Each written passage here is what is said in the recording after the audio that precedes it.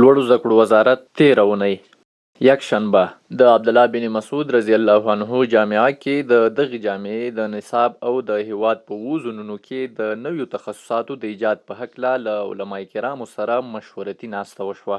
دوشنبه د لوړو زده کړو وزارت مشرتابه په پرله پسې هڅو او د ریاست الوزرا مقام د تشکیلاتو او معاشاتو د تنظیم کمیسیون د منظورۍ پر اساس د هیواد د علمي کادر معاشات زیات شول. سه شنبه د لوړو زده کړو سرپرست وزیر د کابل پوهنتون د لیلیې مسجد په تراویح المنځ کې د قرآن عظیم شان په ختم کې ګډون او وینا وکړه.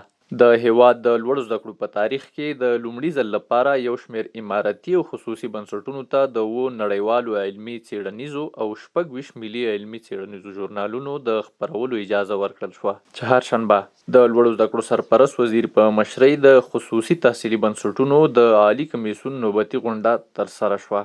پنجشنبه د لوړو زده کړو سرپرست وزیر شیخ الحدیث مولوي ندا محمد ندیم صاحب په خپل کاري دفتر کې د عامې روغتیا له سرپرست وزیر سره وکتل.